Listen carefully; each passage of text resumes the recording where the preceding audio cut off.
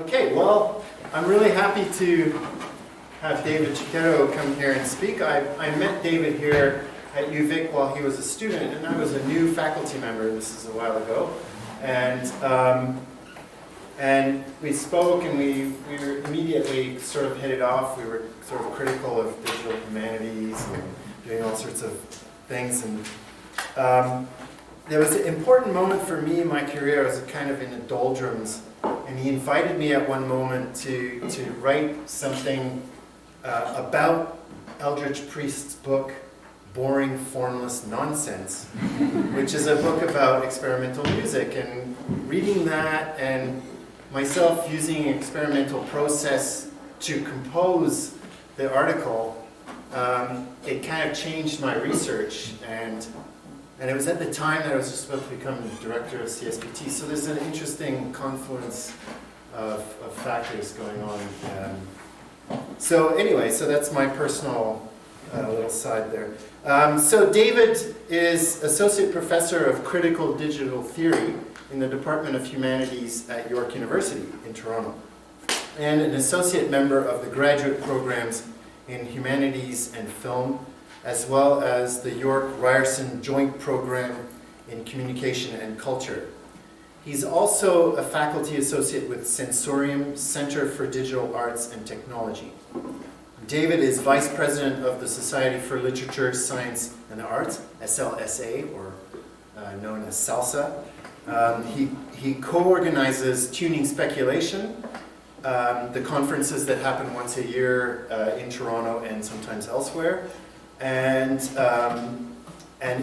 which is part of the Occulture. Go to theocculture.net. It's an amazing site. And he's also a series editor for the Catalyst book series, of which the article I wrote. Welcome.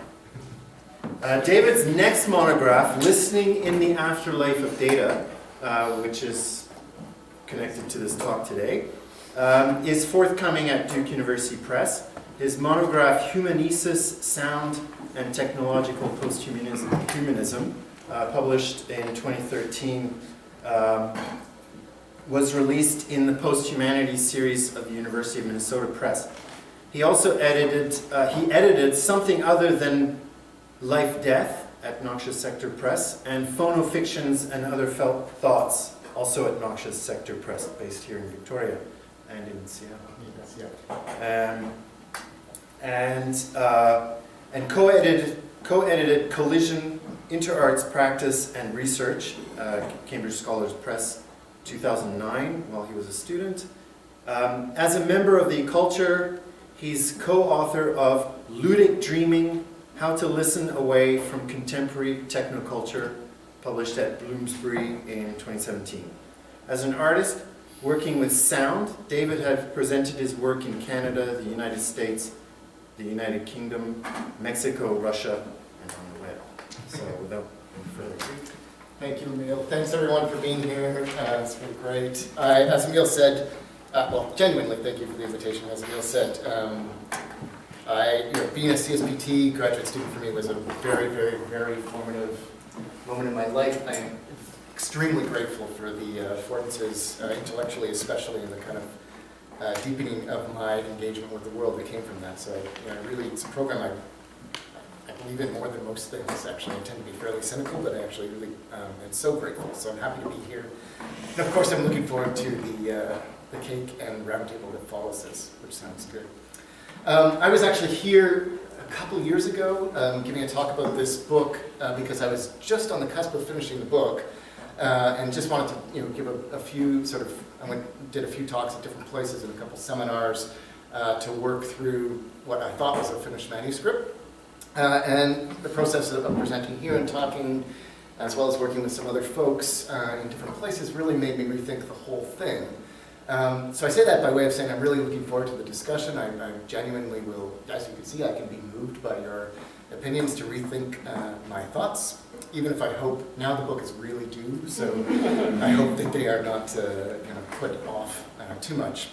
One thing I talked about then, which is always the thing people remember, which I'm not going to talk about today, except now and maybe once in passing, was this project that's threaded throughout. The book is called Listening in the Afterlife of Data. There's this project that's threaded throughout it called Fathead. And basically Fathead was this wearable device that I made. I made a bunch of different versions, and you can wear it and walk around, and it variously simulates how the world would sound if your head were 1,000 feet wide. So the kind of basic gambit is that. And the reason why this matters for me is this project started for me as a kind of prosthetic. I was thinking about, wouldn't this be fun, or maybe like a weird phenomenology? How can I kind of change my encounter with the world in those ways? But then when I came to realize, over the course of spending a lot of time with this thing and wearing it and going in different places, was that actually what was more interesting about it was the ways that it sort of afforded me a kind of insights into what I think of as kind of relational pragmatics of communication. So basically, around this time 2 years ago, I started teaching theory seminars, basically. So we'd go and we'd read texts together. In one case, a text by me, but in most cases, in one case, it was a Fred Moten text. There's another case where we read something by Wendy Chun. So just, like nothing really connecting the theory texts. But me and the graduate students would all wear different prostheses, right? And so some of them would wear different versions of the Fathead. Some of them would wear, in one case, somebody just wore earplugs, really profound earplugs. In another case, people wore these kind of different microphones on their hands and that sort of thing. And what became clear to me was as soon as you sort of are in that room and trying to read text together in this way, was that the first thing we have to do is kind of create a collective body that allows for the formation of kind of robust and generative engagements with the text, right? And so, of course, there's something built into that about ableism, right? For example, something built into that are classic aesthetic questions related to form and content, or between content and methods. But really what the Fathead project made clear to me were the ways that knowledge is pragmatic rather than definitional. It's kind of enacted. The way that it's always performative, the ways that it's firstly relational, and that this relationality is intimately tied to some kind of weird version of experience that doesn't quite, that the language of phenomenology doesn't really capture, if you will. So I say that as the kind of context for the talk. I think you'll hear that in a few different places. As you can see from my, I'm actually inordinately proud of this slide, but as you can see from my slide, the talk is in 3 parts. I do not want you to panic. The parts are not the same length as one another, so the second part is the bulk of the lecture. So if I'm 35 minutes into the talk and I'm still on part 2, please don't worry. I'm going to clock in right around 45 minutes, including this preamble. So 3 parts. But of course, I want to do a little preface before we get to part 1 as well, because that's the way I roll. So the preface is, last things first, the afterlife of data. By now, we've all heard it a million times. Data has never been more ubiquitous. What we hear, I think, less often is that data has also never been less convincing. So on one hand, the story goes, contemporary lives, and the story is true, contemporary lives are more than ever structured, textured, measured, threatened, even conceived quite literally by the ever-present pokes and prods of data. But on the other hand, many of us go about our daily lives not necessarily really believing in data proper, right? So we don't believe in the existence of information that's exchangeable across qualitative differences, across differences in kind, in information that moves freely between contexts without being changed by them, and that brings us ever closer to some sort of complete understanding of a determinate universe. We just, I think, don't believe that. So most of the time we know that data isn't really what it's purported to be, but we act on it nonetheless. I'm thinking here of things like educational metrics, which we know are bullshit, and yet still somehow structure these universities, right? And schools. We know that Fitbits, as we were talking last night, produce heart rate data that's an approximation at best, and yet we use them to coordinate our caloric input and output.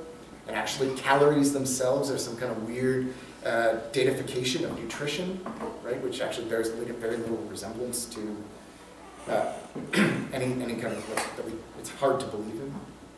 Dating apps, right? Nobody could even, I think, explain to you what the 95% of a 95% match would mean.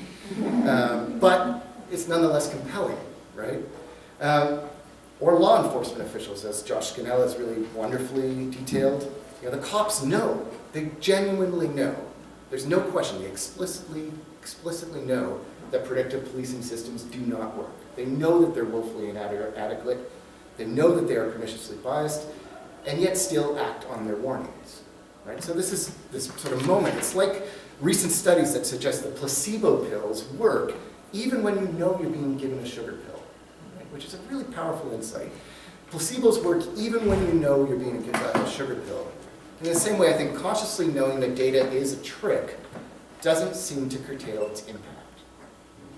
So this is kind of this moment then that is what I'm calling the afterlife of data.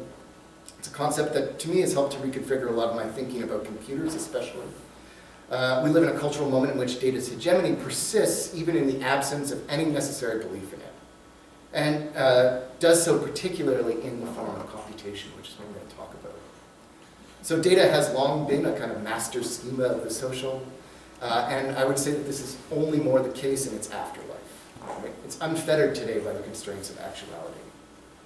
As Jody Dean argues, today, quote, values heralded as central to democracy take material form in network communications technologies, but in so doing, any particular contribution need not be understood. It need only be repeated, reproduced, and forwarded. And I'm grateful to Catherine for directing me to that article. So as Dean concludes, this means that circulation is the context. And we can note that the circulation of communications develops an economy that speaks only its own circulation, right, rather than particular messages. And this circulation doesn't exist then except as a kind of aesthetics of computational data. And don't worry, I'll talk more about that. So in the afterlife of data, messages circulate spectrally, evincing and texturing their own non-existence, right? The summary of that is that fake news is still news, and not only because all news is, in a very real sense, fake. So that's the preamble, part one, data phasic inversions. Sometimes I hear in one ear what I should by all rights hear in the other. It's an unsettling experience, because stereo inversion isn't nearly as consistent a phenomenon as one would expect from its technical iteration. Right? So if you put your earphones on backwards, and the signals are inverted, but it turns out very little of one's listening biome has anything to do with this technical profile of signaletics. Sort of paraphrasing Virginia Woolf, between my ears there's interposed something that is animated by more occult forces than one can only hear to hear. So really I should say that I hear in each ear how I hear in the other, or how I should hear in the other. Because stereophonic listening is rarely a question of what one hears. So if I snap a finger next to my right ear, it's audible in both ears, but differently so. Right? So the what's in question aren't the thing that's heard, the snap, but instead something like the spacing between my ears that's dynamically crafted by the particular and ongoing hows of intercochlear communication between the ears, intercochlear communication. So if that's the case, then rightness and leftness describe textural possibilities of these dynamic relations that listening is and affords. They describe feelings more than places, which is why, if one bends one's circuits just so, rightness can migrate to leftness without losing what it is. Sometimes I hear in one ear what I should by all rights hear in the other. Somebody like me would be tempted 2 years ago to say, experiential qualia communicate in and as the spatialization of their immanent differentiation. You can see why that book was not going to be successful. This is obscure in theory, but blessedly simple in practice, actually. And this became clear to me several years ago when I beta tested a work in progress by the artist Jessica Thompson, which involved attaching microphones to my shoes and routing their audio signals in real time to earphones that I was wearing. So effectively, this creates a situation where I was listening through my feet. And what I realized is that on one hand, one's environment is reconfigured in really interesting ways when one listens through one's feet. Right? The texture of the ground becomes its central determinant in what one hears, rather. It's also a big part of the horizon of one's hearing. So if you stand in the middle of the street, you can hear the rumble of approaching automobiles from quite some distance, but much less distinctly the voices of pedestrians passing by more closely on the sidewalk who would otherwise be totally audible. So if you're standing in tall grass, listening through your feet, you can't hear much of anything other than the rubbing of said grass on the microphone. That's really, really interesting, I think. But on the other hand, well, that's all true. It's also the case that the experience of listening through one's feet is so wonderful precisely because one's ears are also not on the ground. Right? That's the pleasure lies in the doubling of one's senses. It lies in feeling how one's ears can be in two places at once. Right? That's why it's cool to listen to you through your feet. And this kind of doubling is a classic aesthetic strategy we see in art throughout whatever you want to call history. And indeed, I think it's taken on a certain kind of prominence in the context of current wearable VR technologies, AR technologies. I had a kind of early experience of this now several years ago when I went to one of these theaters, I don't know if you've been in them, where the chairs move in sync with the movie. They're called like D-Box or something like that, I can't remember. I think that's what it's called. And so I went to see this movie, Gravity, it's called, in a theater equipped with motorized chairs that move in sync with the sounds and the images of the film. And the most remarkable impact of this for me was when the protagonist, played by the inimitable Sandra Bullock, is floating through outer space, right? And my seat is moving synchronously in a way that emphasizes the spherical reality of zero gravity. It was cool. It was a cool experience. But for me, it worked against the experience of the film as a narrative, right? Because it interrupted the out-of-bodiness through which narrative films, Hollywood films, become immersive. Right? So typically, with a Hollywood film, we have a bodily experience of disembodiment. It happens when we're kind of taken up by a film or a novel, right? That's the way that they become immersive. One loses oneself in a novel. We probably all have that experience. But since this disembodiment is still an experience of embodiment, really we might say that the motorized chair, by reminding me that I'm in the theater, works to double my bodily experience in a way that ironically makes this kind of immersive responsiveness a weaker sense of immersion. So I'm aware of my body in the theater, and that makes it difficult to lose myself into the embodiment of disembodiment that comes with watching a movie. Sometimes more is less.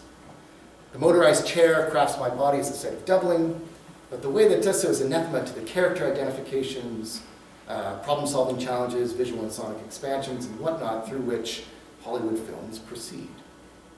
So there's an incoherence to my experience of myself, with myself, that stems from the qualitative differences between the different ways that a body can be doubled. Right? Different bodily doublings of the narrative and the bodily doublings of the chair. Part 2, this is the long part, in communication.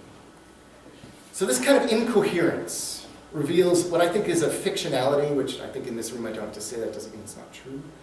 Fictionality of intrasubjective communication, inside oneself, intercochlear.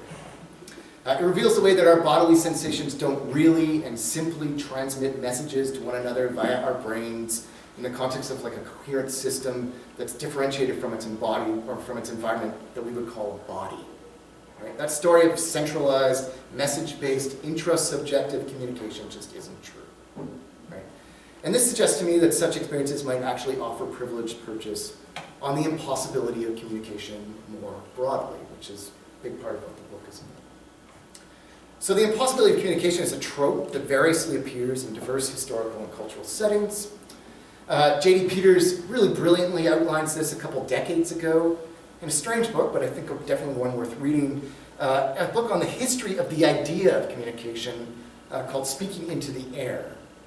And he notes there the historicity of communication. So Peters is interested in communication as one of what he calls one of the characteristic concepts of the 20th century. And so he tracks its conceptual latches, mutations, and vagrancies. And as often as not, these are most perceptible in and as communicative failures. So one of the things that's stuck with me as Peters' book has aged is just a minor trope that expresses itself variously throughout the book several times, which is that of a reciprocal causality between communications and the perspectives or disciplines from which they're understood. So, for example, he's discussing the distinctly psychological perspective that humans are hardwired by the privacy of our experiences to have communication problems, such that the impossibility of communication, he says, between minds may be a fundamental psychological fact. So he's basically discussing this perspective that says, because we have private psyches, we can't ever fully communicate, because if we could fully communicate our psyches, then they wouldn't be private, they wouldn't be psyches. But when he's discussing this, Peters notes in passing that this impossibility could ultimately be understood as the fundamental fact of the field of psychology. So it's like an interesting causal reversal. And actually we can observe a similar dynamic if we approach communication instead of communication between psyches, if we approach it informatically. By conceptualizing communication in terms of signals that are subject to noise, we describe a situation in which communications are literally hardwired to be noisy by the physical systems in which they're enacted. But just like the impossibility of intersubjective communication establishes the possibility of psychology as a field, the impossibility of noiseless transmission is actually foundational to the field of informatics.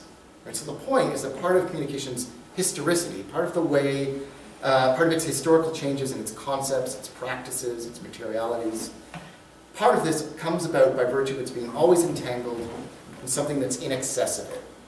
And this is, I think, the lesson of Peters' trope, which I'm going to talk about. There is a fugitivity at the heart of communication. So the feedback relationship between the what's of communication, what's being communicated, and the how's, performs something besides the feedback circuit. Okay? This is something that's artful in Aaron Manning's sense, in that it's about, quote, how a set of conditions coalesce to favor the opening of a process to its inherent collectivity, to the more than of its potential, she calls it. And this is really what I was talking about with the fathead seminars, right? Where when you enter into a seminar, there's a more than potential in the text that comes about, and in the group thinking, in fact. So there's an aesthetics to communication, something that comes to be through the appearance of communication that isn't captured in the schema of it. A similar argument has been made by Galloway, Thacker, and Work through their emphasis on what they call excommunication in the book of that name. I have great jokes about that series, but I'm going to save them. The series of song. Emphasizing the fact that there are, quote, certain kinds of messages that state there will be no more messages. The authors insist that there is thus a correlative excommunication for every communication, which is to say that every communication, quote, harbors the dim awareness of an excommunication that's prior to it, that conditions it, and makes it all the more natural. So the point, in the context that I'm sort of trying to build here before we talk about computers, the point is they explicitly say excommunication is itself communicated.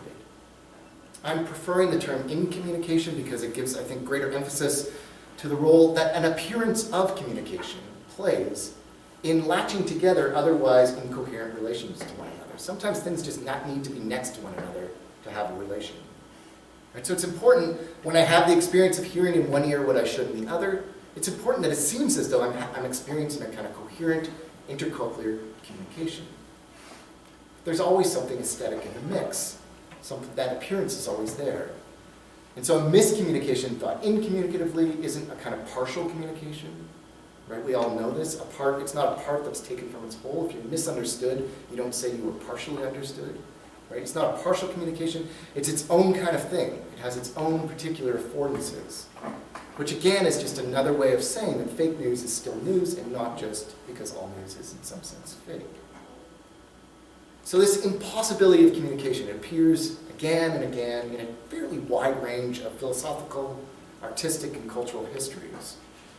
But if it appears again and again, it's worth noting it does in fact appear. Right? Appearances are always particular. There's something entirely singular about each instance. In communications, to make a list, each have specific textures, moments, context, trajectories, promiscuities, densities, roughnesses, speeds, buoyancies, frequencies, amplitudes. They're always particular. There's always something stereophonic that can't be inverted no matter how you swap your earphones.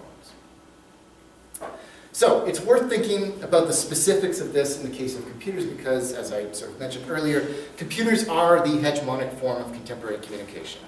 So it is a dramatic oversimplification to say, but I'll say it nonetheless. For the most part today, when we think about sociality, we think of sociality as communication. We think of communication in terms that are fundamentally computational, as I'll argue, which when we think of computers, we're thinking fundamentally of data exchanges, exchanges of context-independent messages. And when we're thinking about those data exchanges, we're thinking about universal exchangeability. Right? Of course it matters that all of that is not true. Of course it matters that when we talk about technology, we don't just mean consumer computing technologies. But it also matters that for many folks, much of the time, it does. Right? So to insist on the impossibility of communication is to insist on something inexchangeable in our computational episteme. Right? But how can we get at a specific understanding of this? So one of the things I realized when I was making the Fathead project that I'm not going to talk about is that it could only work as a single source listening device. Right? So it works if you're sitting still and listening to me right now. You could be wearing a Fathead, and if you're bored, you could turn your head, and it would make all sorts of cool effects, and it's a good way to entertain yourself. Right? It works if you're listening to a concert, one thing. It works if you're talking to one person. But it is virtually impossible to create a responsive, mobile, wearable audio interface at a different scale than one's head. Right? So we can talk about why afterwards. I'm totally happy to talk about why, if you like. But with respect to the computational part of the device, it's because what we might think of rather as the causal infrastructure of computers demands that they work as linear processors of single inputs. We could talk about fiber optics later, actually, in this topic, because I have thoughts about that. But what we think of as the causal infrastructure of computers demands that they work as linear processors of single inputs. Now, of course, one can obviously have multiple simultaneous interfaces or data sources, right? But inputs become data in and as they are ordered by the computer. This is literally hardwired in. So it's worth remembering that it's actually only very, very late in the game that something like Google Docs, like simultaneous word processor editing, which is a relatively simple, or seemingly relatively simple multi-person editing, it's only quite late in the game that that becomes a non-trivial undertaking. In the early 2000s in Victoria, actually, I curtailed plans for a performance art project that involved basically Google Docs technology because it would have been prohibitively expensive to do, of the order of $10,000, and I would have had to bring in technicians from Vancouver to oversee, the weekend-long performance, to oversee the network, right? And this is in the 2000s, so this is, computers are around and developed at this point already. A lot of the basic kind of look of computers isn't that different in the 2000s from what it is today. So even now, there's not to my knowledge a computer whose factory settings will accept 2 mouse inputs at the same time. It's worth noting. It's possible to do through software. Multiplayer online games accomplish this through networking, but it becomes massively, massively inefficient. Now, one might be told, if you ask the question, that this inefficiency is the result of the hardware of individual computers just not being designed for that task, which sort of suggests they could be designed otherwise. Right? But a more accurate explanation is actually the inefficiency comes about because the hardware is exactly designed for the institution and preservation of message orders that comes with managing inputs. Right? So the inefficiency comes because a big part of what a computer does is manage inputs. And by management, what it means is ordering. Right? So if you increase the number of inputs, you increase literally the amount of work a computer has to do. And the increase is exponential because having several inputs means not only that you have to increase the amount of work that it has to do for each input, but then it also has to order them relative to one another, right? In order to maintain what is a fundamentally linear ordering that computation demands. So computers are, in this sense, linear machines. But, I wish there wasn't a but, it'd be a shorter talk, but as I've been saying, there's a radical specificity to their linearity that massively, massively complicates the claim. One way to think about this specificity is to talk about the computer's time criticality, to use Wolfgang Ernst's term. And that's a term that he uses for the specific operative temporal dimensions of signals.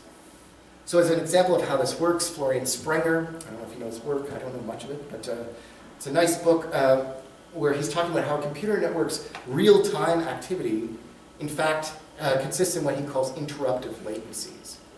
So without getting into too much detail, when a message arrives at a node in a network, if it goes from, if you have a network like this, and when a message is spread between nodes, so when a message arrives at a node in a network, say the message is going this way, it sends a message back to this original node saying basically the transmission time to get from point A to point B.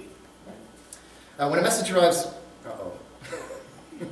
It sends a message back with the information about its transmission time, and this allows all of the messages in a network to be kept in the right order and gives the network an overall kind of picture of itself, in the way that Catherine was talking yesterday, a picture that is immanent to the network rather than from a kind of God's eye perspective. A picture of itself. But this introduces what Sprenger calls the fundamental physical problems of relativity and synchronization, because the transmission of this information back to the node itself requires time. Right?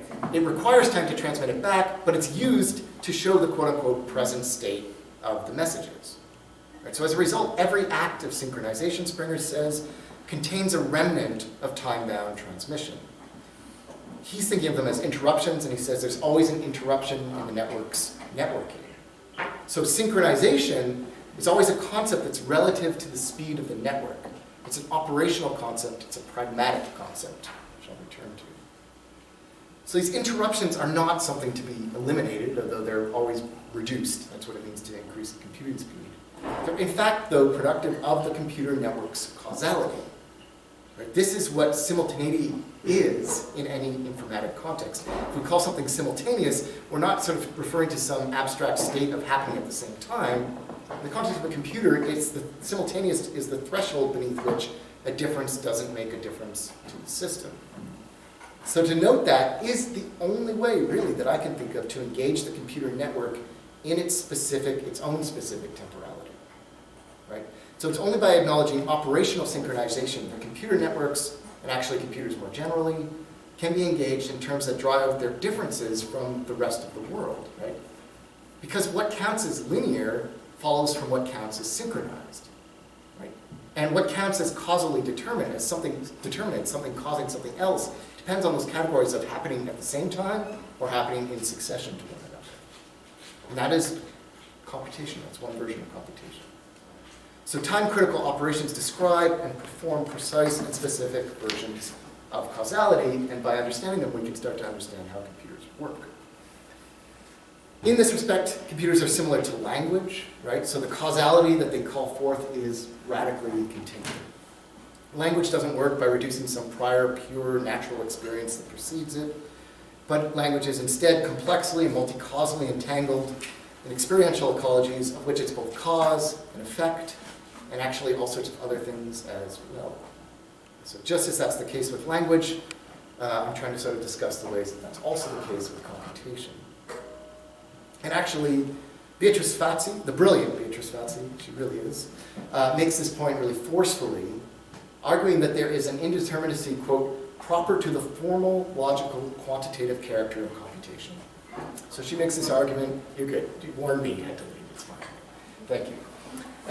She makes this argument, she begins this argument with a discussion of Kurt Gödel's 1931 famous statement. This statement is false proof, which you might know, which demonstrates that all axiomatic systems are incomplete. So Gödel shows that any axiomatic system, in any axiomatic system, there will be, quote, propositions that can't be proved or disproved within the system in question. Now, what's really important to understand is that these propositions emerge within the axiomatic system itself. So Gödel's theorem isn't aimed at proving the existence of externalities to a system. He's not saying a sentence like, the weather is 173. And it's not aimed at proving the existence of internal incompatibilities. He's not trying to say a sentence like the weather is false. Right? Instead, what he's getting at is a kind of blind spot that's enacted in and as the axioms themselves. This is in 1931. So saying this sentence is false only reaches its vexatious and paradoxical fate within the recursively axiomatic system that it enacts. Right? So it's a kind of logical stutter.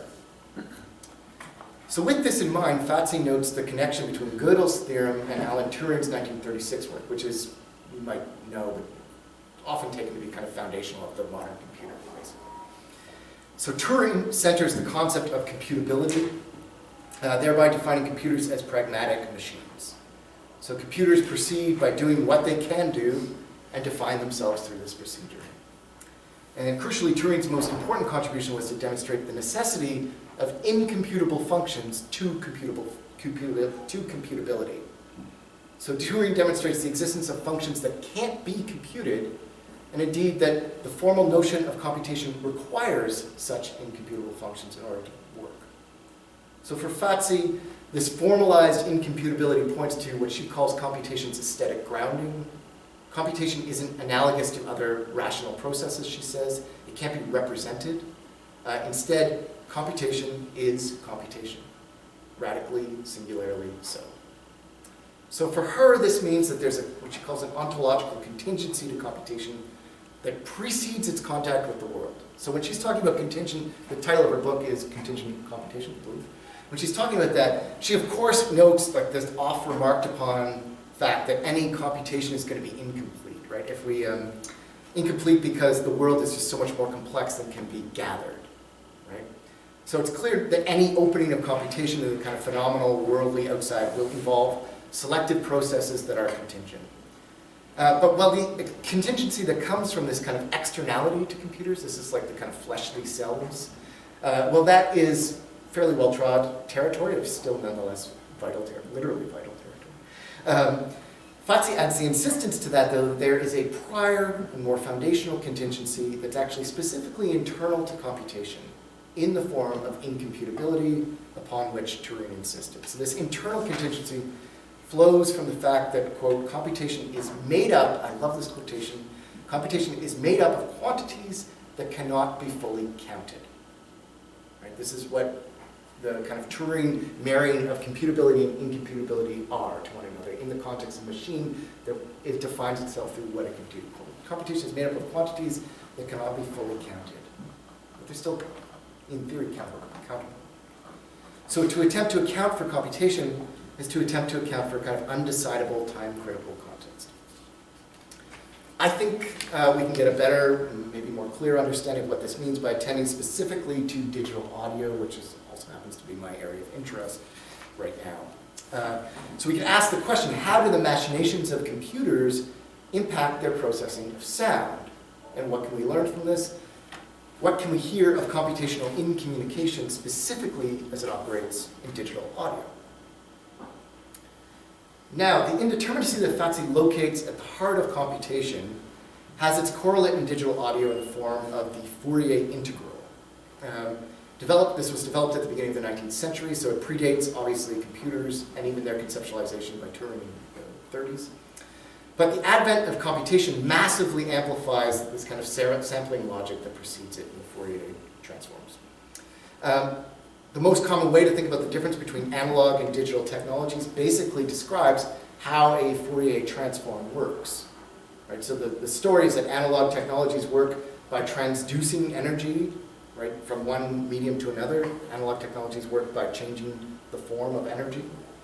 Whereas digital technologies work like a series of informatic snapshots, right, grammatizing events as context-independent information. As Alex Galloway contends, the Fourier transform is the place from which digitality comes because it works by discretizing an analog signal. It works by taking a signal and cutting it up into a bunch of snapshots, which it then replays back in succession.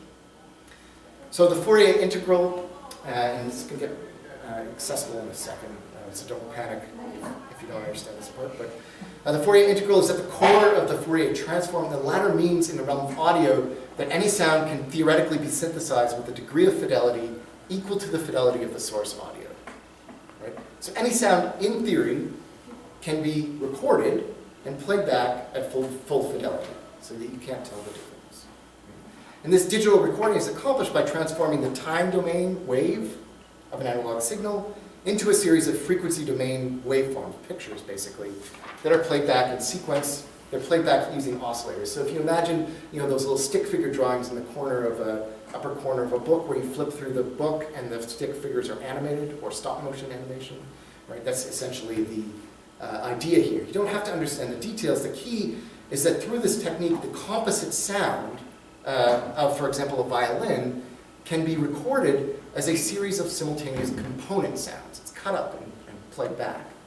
So as Galloway says, what was once wholly analog, may now be defined in terms of a sum of digital elements, played back in sequence.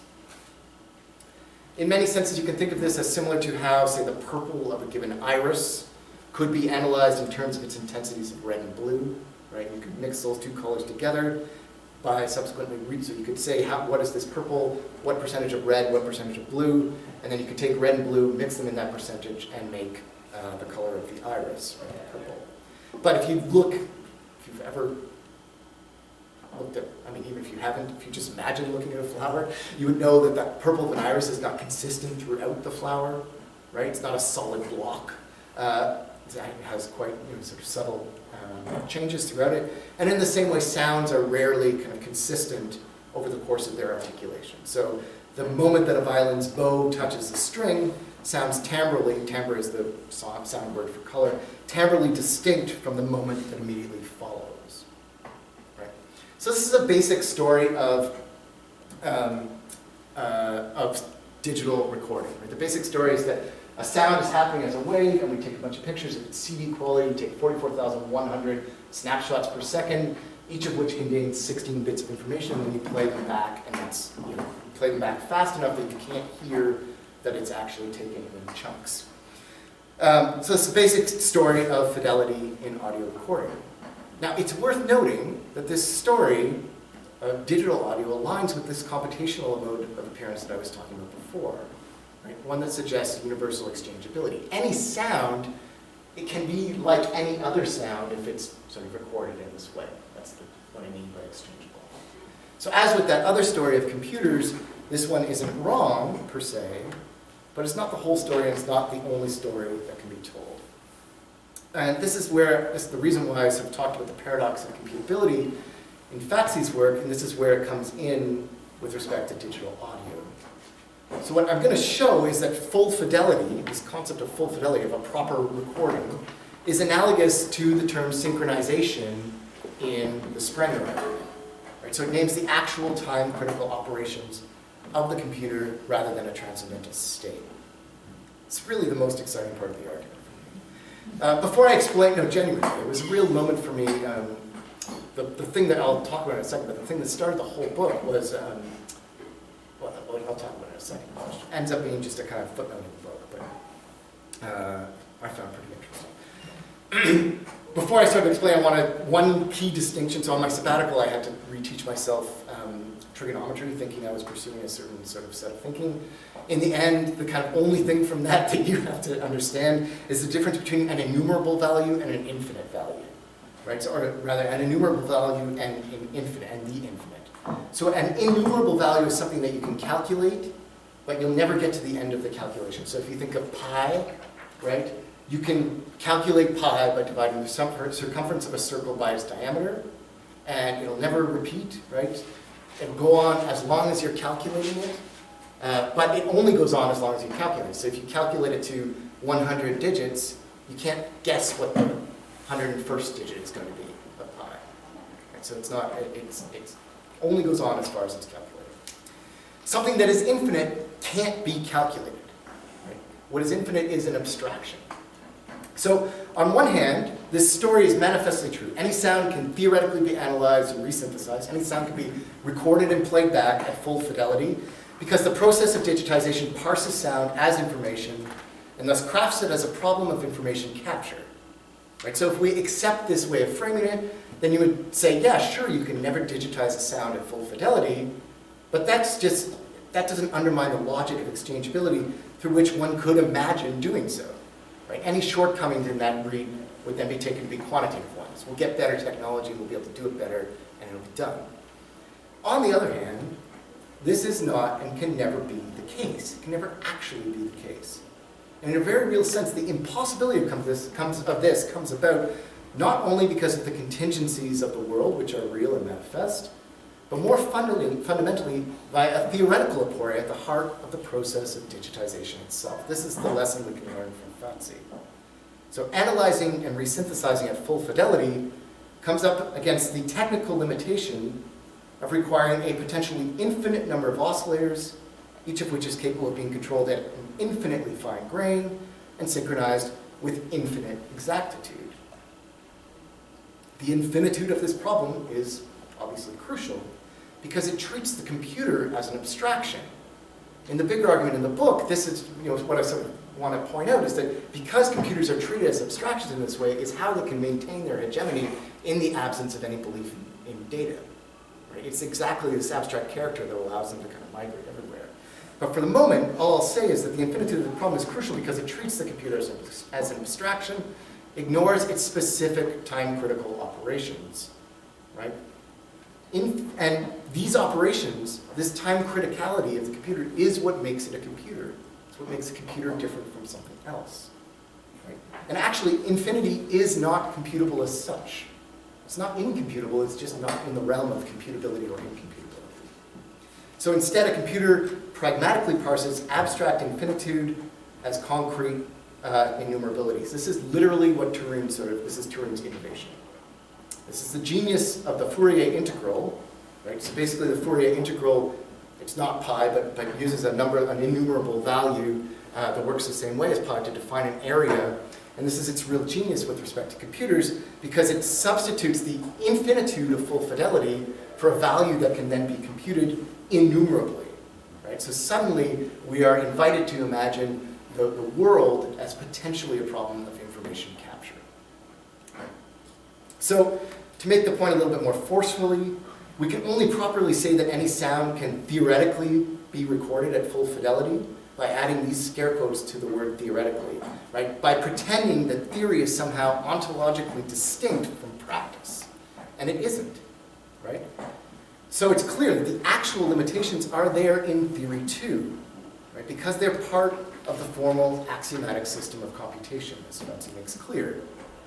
The actual impossibility of full fidelity comes about not just from the contingencies of the world, which again are real, but also from the contingencies internal to the computation of digital audio. Now, it bears noting the broader concept of fidelity has been very widely critiqued in sound studies and elsewhere. It's been convincingly recast by any number of thinkers as a concept that articulates a deeply fraught set of social political ideals, as much as any particular technical accomplishment. So when we speak of fidelity, in any sense, is to invoke the position and constitution of an ideal listener, and all of the racist, sexist, ableist, and classist biases that entails. And these arguments are not controversial at this point, and they are irrefutable. But all I want to add to this is just a kind of incommunicative echo of Fatsy's argument about computation that insists that even if the principles of an ideal listener and listening position could be adopted, which they can't be, but even if they could be, fidelity would still remain a technically contingent operation in and as computation. So what I'm trying to say is that it's in communications the whole way down. Contingency doesn't just come about in the fleshly world. In fact, the world is not coherent with itself. So what does all this mean? Consider this example. A little over a decade ago on this very campus, I undertook an experiment that routed a single 20-minute audio recording to 4 different Fourier transforms, and then fed the digitized audio back again and again into the same transform, repeating the process for a week, basically 170 hours. Now, again, you don't have to understand the specifics of this, but in Fourier transforms, the rate of sampling, how quickly it samples, and the length of each sample, how much information is in each sample, basically time, is called the window size. And they work in tandem to produce what's called the spectrum resolution, basically the quality of it. So in this case, each of the 4 Fourier transforms had different window sizes and different sample rates, but in ways that amounted to them each having the same resulting spectrum resolution. So the point is that the 4 engines were measurably the same quality, right? But according to qualitatively different measures. So if you imagine 4 students who get the same grade on a test, but they do so by answering the questions differently, right? They're technically different, but to the same sort of measurable objective quantity. So in the case of my experiment, these technical differences became notably audible over the course of the week, right? And the recordings each ended up sounding something like feedback hums, which you'd sort of expect, rather than resembling the original audio source. But the hums settle in at different pitches in each of the Fourier transforms. So this, I think, exemplifies in digital audio the actuality of the computation upon which Gaussian insists. Time criticality describes the medium more generally. What ultimately becomes audible are the particular operations of each computer vis-a-vis the audio. Now, against this understanding, and I've never done this before, but I realized a graph might be, or a drawing might be in order, part of my drawing. Against this understanding, those policing the terrain of computer science, and there are many of such police around, those policing that terrain might bring up the role of different approaches to what's called windowing. I say might, I say have. And this windowing involves smoothing the cutoffs of samples by altering the amplitude at their edges and those overlapping consecutive samples. So basically, if each of these is like a snapshot, and time is moving in this direction, so when you play them back again like the flip book, when you do windowing, you overlap the samples slightly, and these are two overlap, and you do like a crossfade between them. So you shape the playback in order to kind of stop these hums from emerging, that ultimately emerged in my experiment. So the use of these windows effectively prevent signal degradation that leads to the hums. And at the time, I was told by one such expert that my experiment was disingenuous because I didn't use any windowing techniques. But it's worth noting that windowing is as much an art as it is a science. It actually involves a subjective assessment of the type and scale of the desired outcome of the signal processing rather than, say, an analysis based on some objective notion of fidelity, particularly because such a notion doesn't exist.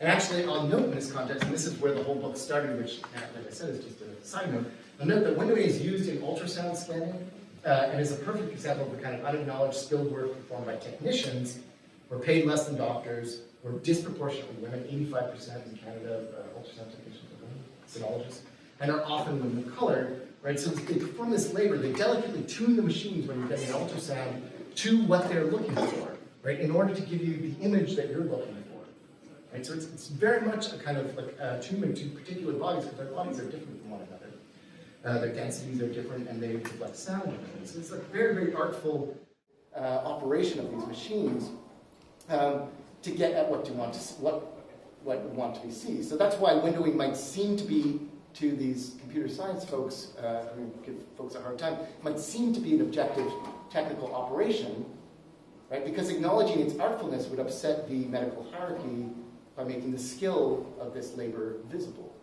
right? It would force us to ask questions about where skill and knowledge resides in these practices. And of course, we see this across basically every industry. But really, more to the point for the argument I'm making, it's also the case that windowing doesn't technically correct errors, right? It introduces redundancies that override the deviations that come about as a result of computational contingency. So when you overlap these samples, you don't get rid of the weird vestiges of computation, the little gaps and interruptions. You just make them so they're not audible, right? So with all that being the case, 2 points of emphasis, 2 points of divergence that I have from Fatsi. They're not disagreements, really not. I've learned so much from her work, but just slight divergences that I think bear noting. Firstly, it's not the case, or at least it's not only the case, that the differences that lead to the hums accrue little by little in each repetition. So it's like 170 repetitions or whatever. It's not the case that there's this error there at the beginning that just gets bigger and bigger as it's repeated each time.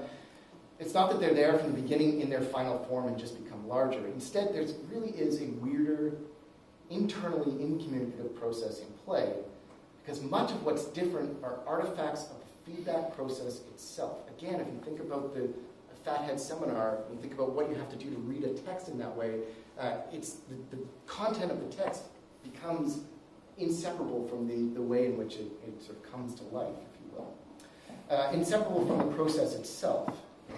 The hums come from the act of computing, and they're a product of the weirdness of computation. So for example, it's a really simple example, the computing of previous computations impacts the computer's allocation of labor and resources in ways that produce audible differences. So a computer, and the audible differences will seem to have been there from the beginning, but the macro of the repetition is both before and after the micro in a computer, right? The interior of a computer is always in flux and operative in relation to these fluctuations.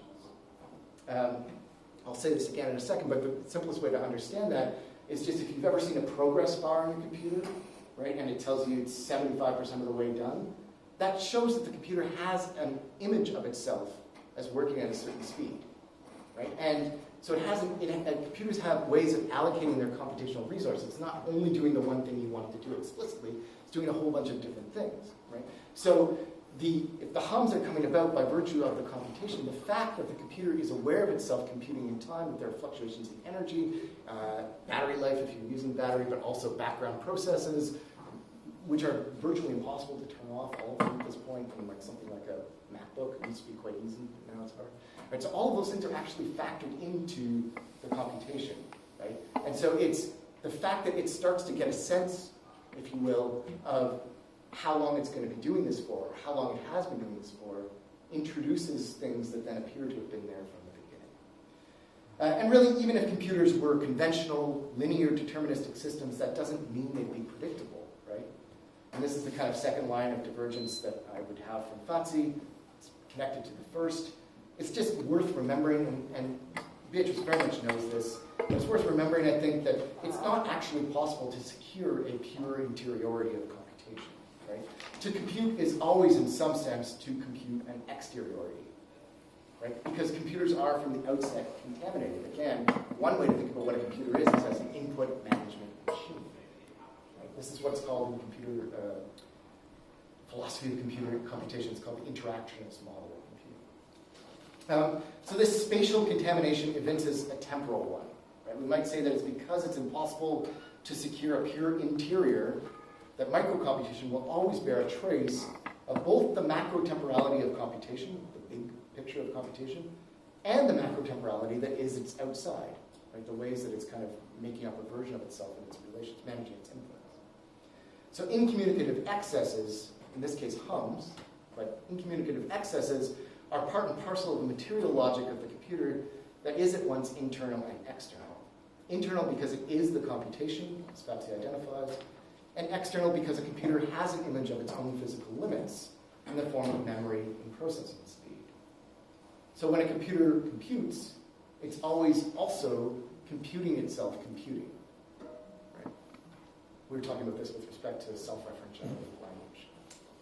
So, part 3, briefly, listening. I told you this one's shorter. I've tried to explain how computers listen so we can listen a little to them. How might we listen to the siren song of smooth computational space in order to hear how that song is sung such that we hear it as a sweet one? Why do we like it? Such a listening would be undertaken not so much in order to show yet again the impossibility of communication, but rather to hear what's disclosed in the specifics of the computational alibi of this impossibility. There are reasons aplenty for adopting listening as a method, insofar as resonance, a kind of key acoustic concept, insofar as resonance describes the flow of patterned intensity, it seems naturally suited to the relational and distributed understanding of agency that in communication develops, especially in its computational appearance. So to listen in this environment is less to craft a stable subject-object relation, and more to adopt a posture that acknowledges one's entanglement in ongoing processes of attunement and differentiation. So listening is in this sense not tied to literal sound per se, but is instead a material semiotic, social technical practice that engages the world in its acoustic registers. Great. And yet, if listening seems naturally aligned with the afterlife of data, that should equally give us pause. Robin James has really convincingly demonstrated this, I think, in a very recent book, I think from December. As she demonstrates, we live in something of a sonic episteme, in which, quote, theories adopt sound as a metaphor for philosophical abstraction, and they model for whatever they're studying on acoustically resonant sound. Sound as frequency or oscillating patterns of variable intensity. So James shows how acoustically resonant sound is the rule that today, quote, defines what an abstraction is and how philosophical abstraction works. And this rule shares the same method of abstraction that neoliberal markets and biopolitical statistics use to measure and organize society. It's a really powerful insight. In short, in the sonic episteme, James notes that sonically oriented theoretical approaches too often prescribe rather than describe, and in so doing naturalize the ontological foundations of contemporary power relations. So I hear this as both a methodological and conceptual limit for sonic thinking, and as a pragmatic injunction to listen to our listening a little.